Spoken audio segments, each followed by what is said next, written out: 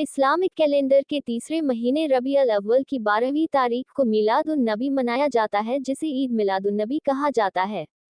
माना जाता है इस दिन मक्का शहर में 571 ईस्वी में पैगंबर हजरत मोहम्मद साहब का जन्म हुआ था। इसी की याद में ईद मिलादुन नबी का पर्व मनाया जाता है। इस साल ये दिन अंग्रेजी कैलेंडर के अनुसार 10 नवंबर को है।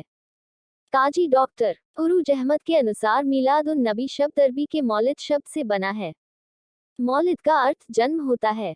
अरबी भाषा में मौलिद उन नबी का मतलब हजरत मोहम्मद का जन्मदिन होता है। धीरे धीरे इसे मिलाद उन नबी कहा जाने लगा। लगभग सभी मुस्लिम देशों में मिलाद उन नबी का जश्न मनाया जाता है। ईद अरबी शब्द है, उर्दू और फारसी में भी इसका उपयोग होता है। ईद का हिंदी अर्थ पर्व या त्योहार है।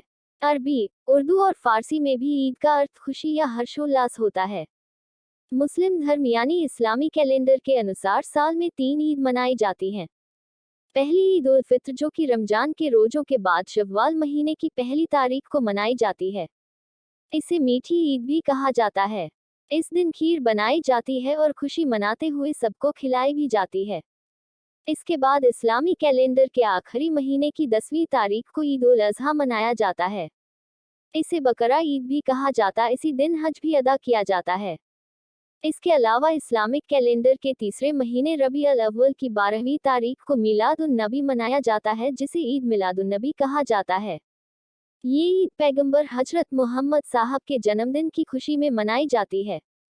काजी डॉक्टर उरूज अहमद के अनुसार पैगंबर हजरत मोहम्मद जब मक्का से हिजरत यानी पलायन करके मदीना गए तो देखा कि वहाँ के लोग शराब पीकर और जुआ खेलकर त्योहार मनाते और हुड़दंग मचाते थे। उनकी इस हरकत को देखकर पैगंबर मोहम्मद दुखी हुए।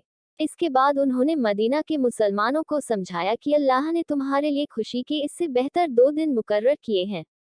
एक ईद उल फित्र मतलब मीठी ईद और दूसरा ईद उल अजहा यानी बकरीद का दिन। यानी मोहम्मद साहब ने मुसलमानों को सिर्फ 2 त्योहार मनाने की सीख दी थी। बाद में पैगंबर हजरत मोहम्मद साहब के जन्मदिन के मौके पर ईद मिलाद उन नबी मनाने का सिलसिला शुरू हुआ।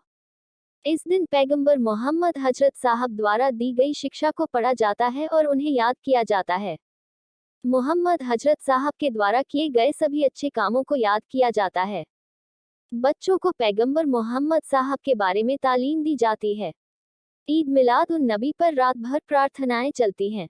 पैगंबर मोहम्मद साहब के प्रतीकात्मक पैरों के निशान पर प्रार्थनाएं की जाती हैं। मोहम्मद साहब की शान में बड़े जुलूस निकाले जाते हैं। इस्लाम का सबसे पवित्र ग्रंथ कुरान भी इस दिन पढ़ा जाता है। इसके अलावा लोग मक्का, मदीना और दरगाहों पर जाते हैं। ऐसा कहा जाता है कि इस दिन को नियम से निभाने से लोग अल्लाह के और करीब जाते हैं। लोग आपस में खुशियां मनाते हैं और खुद को अल्लाह का करम महसूस करते हैं।